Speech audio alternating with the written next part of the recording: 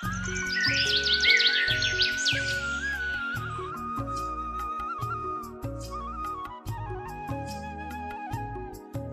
कहानी है लखन और बिरजू नाम के दो दोस्तों की।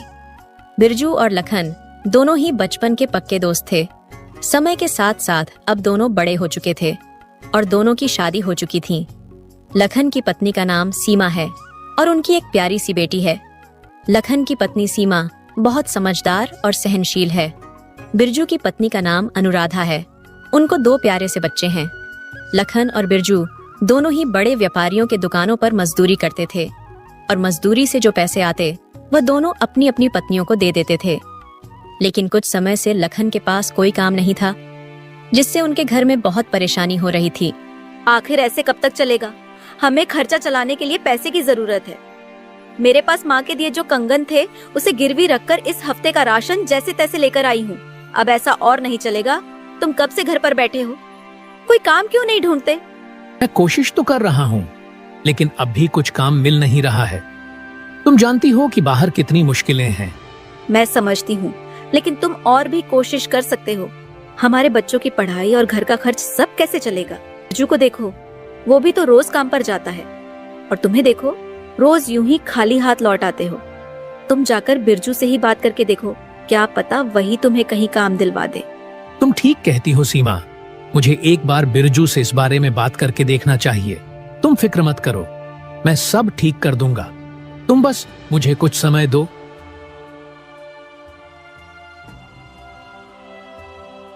अगली सुबह लखन बिरजू के घर जाता है। घर पर कोई है क्या? बिरजू भाई, ओ बिरजू भाई, बाहर आओ। जी लखन भैया, कहिए कैसे आना हुआ? भाभी जी, जरा बिरजू को बुला दीजिए। वो अभी घर पर नहीं है, शायद सुरेंद्र चाचा के खेतों पर होंगे। अगर जरूरी काम है तो आप खेतों पर जाकर मिल लीजिए। लखन खेतों की ओर निकल पड़ता है। बिरजू, क्या तुम्हारे यहाँ काम करने की कोई जगह है? मुझे भी कोई नौकरी मिल जाए तो अच्छा रहेगा। देख लखन, मुझे तो इस बारे में ज्यादा पता नहीं है, लेकिन अगर तुम चाहो तो मेरे साथ सेठ जी के पास चल सकते हो। हम उनसे बात कर सकते हैं। अगर कोई काम होगा तो तुम्हें जरूर रख लेंगे। अच्छा है बिरजू, मैं तो बस किसी भी तरह से काम करना चाहता हूँ। चलो, हम सुबह ही चल पड़ते हैं। हाँ ठीक है, कल सुबह जल्दी मिलते हैं। अगले दिन सुबह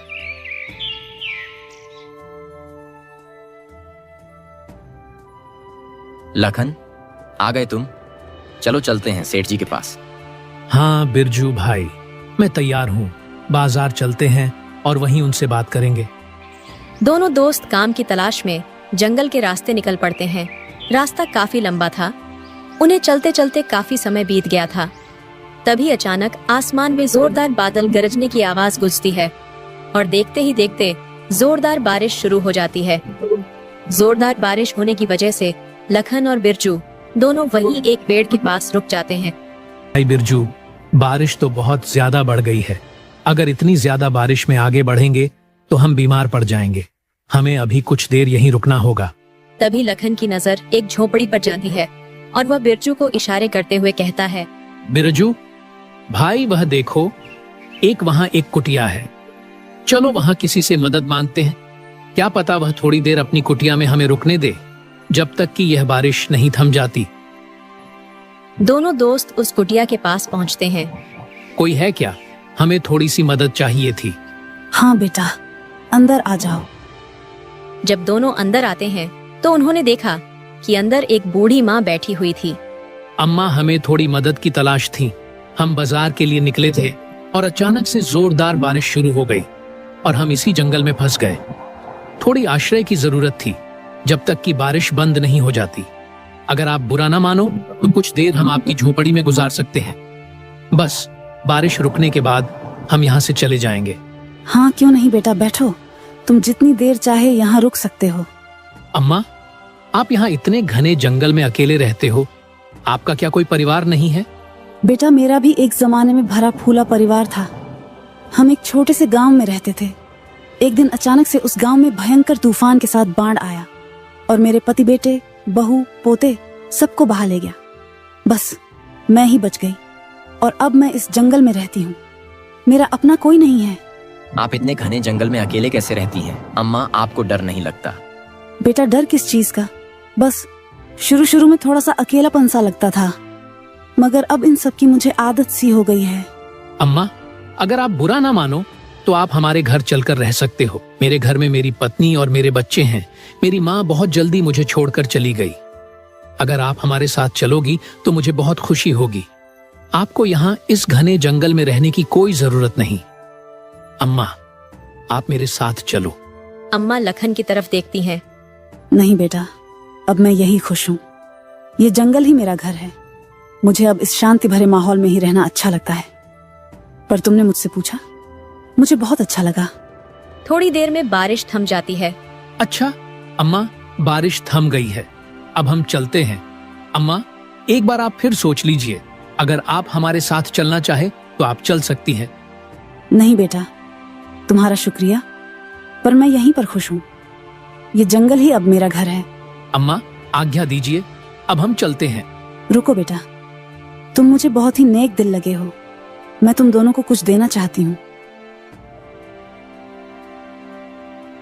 बूढ़ी अम्मा एक संदूक उठाती है और वह संदूक लखन और बिरजू को थमाते हुए कहती है, बेटा, यह मेरे जीवन की जमा पूंजी है जो मैं तुम्हें दे रही हूँ।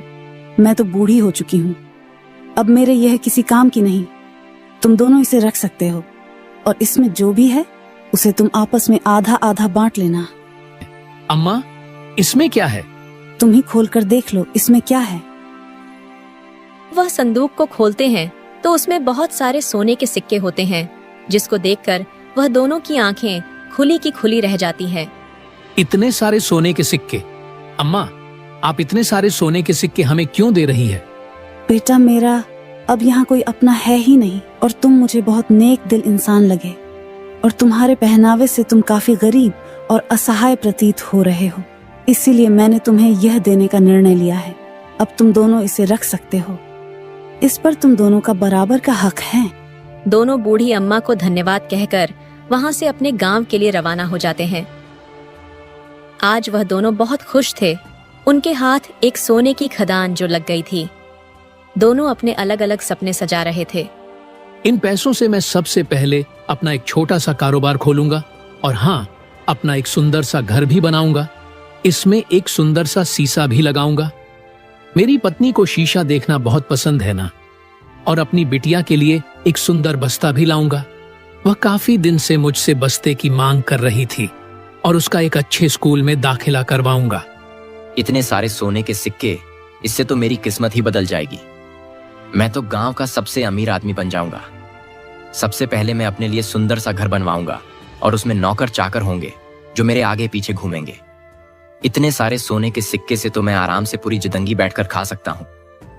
मुझे तो कोई काम करने की जरूरत भी नहीं होगी। बिरजू यह सब सोच ही रहा था, तभी लखन बीच में बोल पड़ता है। बिरजू भाई, घर पहुंचते ही हम इन सिक्कों को आधा आधा बांट लेंगे।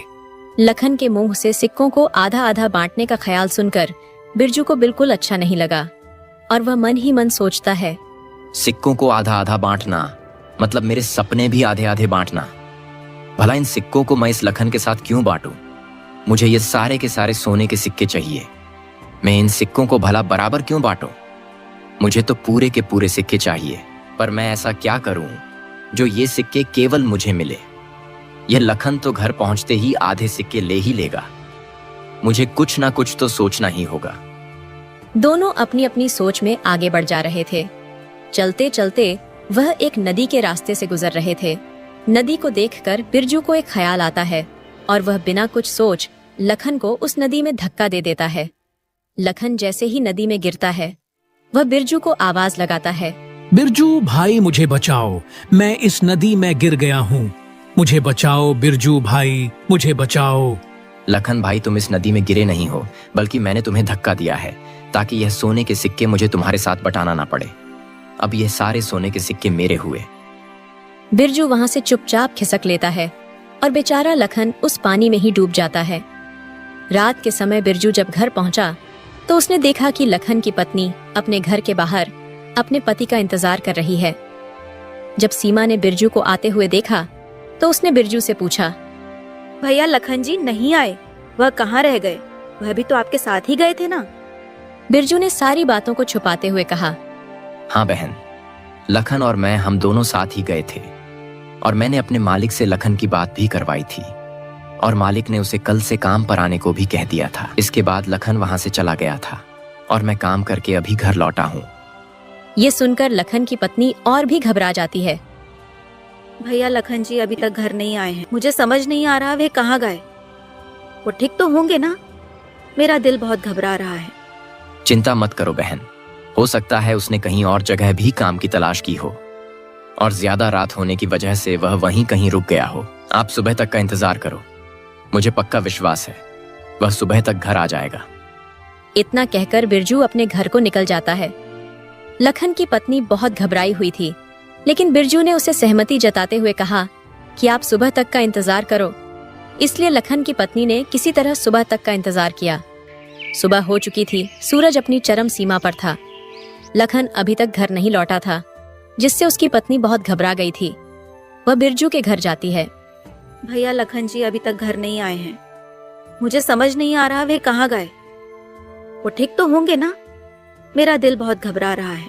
बिरजू परेशान होने का दिखावा करता है और कहता है, आप चिंता मत करो सीमा बहन, मैं अभी जाकर लखन का पता लगाता हूँ और अपने साथ लेकर आता हूँ। बिरजू ने सीमा को सहमति जताते हुए घर से बाहर चला गया और दूर जाकर जंगल में ही बैठ गया। लखन तो अब शायद कभी नहीं आएगा सीमा बहन जी, अब आपको पूरी जिंदगी ऐसे ही काटनी पड़ेगी। थोड़ी देर यही रुकता हूँ, बाद में जाकर कह दूंगा कि मैंने लखन को बहुत ढूंढा लेकिन लखन कहीं नहीं मिला, और उसके बाद मैं उन सोने को सिक्कों को बेचकर बहुत सारे पैसे कमाऊंगा और गांव का सबसे अमीर आदमी बन जाऊंगा। अभी तक तो यह बात मैंने अपनी पत्नी को भी नहीं बताई है, सबसे पहले उसे भी यह बात बतानी होगी, वह भी बहुत खुश हो जाएगी। कल रात तो मैं चुपचाप दबे पांव कमरे में जाकर उन सोने के सिक्कों को छुपा दिया था, लेकिन कहीं अगर मेरी पत्नी की उन सोने के सिक्कों पर नजर पड़ गई तो वह पूरे गांव में शोर मचा देगी। मुझे घर के लिए निकलना चाहिए, बहुत देर हो गई है। बिरजू वहां थोड़े देर आराम करता है और आराम करने के 4-5 घंटे बाद वह फिर अपने घर के लिए निकल पड़ता है। वह बहुत निराश होने का दिखावा करके सीमा के घर पहुंचता है और सीमा को आवाज लगाता है। सीमा बहन, ओ सीमा बहन, बाहर आओ।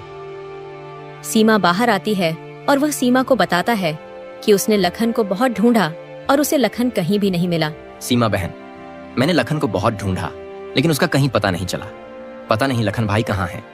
तभी सीमा के पीछे से लखन बाहर आता है।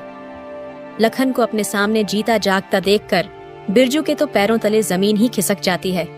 तुम यहाँ कैसे? क्यों बिरजू भैया, मुझे यहाँ देखकर तुम्हें खुशी नहीं हो रही? बिरजू लखन की बातों का कोई जवाब नहीं देता। बिरजू का दिल धक धक कर रहा था क्योंकि वह लखन को देखकर बहुत हैरान था और उसको लखन से डर भी बहुत लग रहा था। लखन ने सीमा बहन को सारी बातें बता दी होगी। है प्रभु, अब तो मुझे कोई नहीं बचा सकता। मुझे यहाँ से जल्द ही निकल लेना चाहिए, वरना यह लखन तो मुझे जेल भिजवा कर ही मानेगा। जल्दी से घर जाकर अपनी पत्नी के साथ कहीं दूर भाग जाऊंगा और यह लखन मेरा कुछ नहीं कर पाएगा। लखन ने अभी तक सीमा को कुछ नहीं बताया था। बिरजू और लेखन चुपचाप बस एक दूसरे को देखे जा रहे थे। बिरजू बिना कुछ बोले वहां से चुपचाप दबे पांव वहां से खिसक लेता है। हे भगवान, अब मैं क्या करूं? यह लखन तो बच गया, पर यह बचा कैसे? इसे तो तैरना भी नहीं आता था।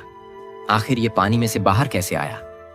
मैं आज ही अपनी पत्नी के साथ इस संदूक को लेकर इस गांव से हमेशा हमेशा के लिए भाग जाऊंगा। बिरजू ये सब सोच ही रहा था कि तभी उसको उस संदूक का ध्यान आता है और वह उस संदूक के पास जाता है। संदूक को देखकर बिरजू के जान में जान आती है। हे भगवान, ये सब कैसे हुआ? मेरे सोने के सिक्के कहाँ गए? कहीं उस लखन ने तो नहीं चुरा लिए और ये कंकड़ भर दिए? बिरजू ये सब सोच ही रहा था कि तभी उसके सामने बूढ़ी अम्मा प्रकट हो जाती है। अचानक बूढ़ी अम्मा को अपने सामने देखकर बिरजू बहुत हैरान हो जाता है। अम्मा, आप यहाँ कैसे? अपनी गंदी जुबान से मुझे अम्मा मत कह दुष्ट। तुम बहुत दुष्ट और पापी व्यक्ति हो। तुमने अपने दोस्त के साथ इतना बुरा कर्म किया, यही तुम्हारी कर्मों की सजा है। तुमने इस सोने के सिक्के के लिए अपने दोस्त को मारने की कोशिश की। लो, अब तुम्हारे पास ना तुम्हारा वह दोस्त है और ना ही सोने के सिक्के। अब तुम सारी जिंदगी इस कंकड़ से ही खेलते रहना और अमीर बनने के सपने देखना। अम्मा मुझे माफ कर दो, मुझसे बहुत बड़ी गलती हो गई। मैं लालच में बहक गया था। माफ उसे किया जाता है जिसने कोई गलती की हो, और तुमने गलती नहीं, तुमने एक गुनाह किया है, अपने दोस्त को जान से मारने का। किसी व्यक्ति की जान लेने की कोशिश की है तुमने, और अब यही तुम्हारी सजा है। इतना कहकर बूढ़ी अम्मा वहां से चली जाती है। बिरजू को अपनी करनी पर बहुत पछतावा होता है। बिरजू अपने पास से सब कुछ गवा देता है जिसके उसने सपने देखे थे। लखन अपनी पत्नी सीमा के साथ अंदर जाता है। लखन के मन में काफी उथल पुथल चल रही थी। मैं क्या करूं? सीमा को वह बताऊं जो मेरे साथ हुआ या नहीं? अगर मैंने बताया तो यह बहुत परेशान हो जाएगी, लेकिन जो बिरजू ने मेरे साथ किया वह बिल्कुल सही नहीं किया। लेकिन अगर मैं सीमा को सच बताया तो मुझे पक्का यकीन है कि ये बिरजू को पुलिस के हवाले कर देगी और बिरजू की बाकी की जिंदगी जेल के सलाखों के पीछे होगी। लेकिन अगर ऐसा होगा तो बिरजू के साथ साथ उसके मासूम बीवी बच्चों को भी इसकी सजा झेलनी पड़ेगी, और उनके घर में तो कमाने वाला बस बिरजू ही है। अगर वह जेल में रहेगा तो उसके बीवी बच्चे अकेले पड़ जाएंगे। नहीं, मैं ऐसा नहीं कर सकता। फिर जो की गलती की सजा तो उनकी मासूम बच्चों को नहीं दे सकता। लेकिन बिरजू ने भी मेरे साथ अच्छा नहीं किया। मैंने कितने सारे सपने देखे थे। उसने वह सारे सोने के सिक्के मुझसे छीन लिए, और मेरे सपने भी। लखन ये सब सोच ही रहा था कि तभी वहां पर बूढ़ी अम्मा प्रकट हो जाती है। बुद्धि अम्मा को देखकर लखन बहुत हैरान भी था और खुश भी। आप यहाँ कैसे? और आपको मेरे घर का पता कैसे मिला?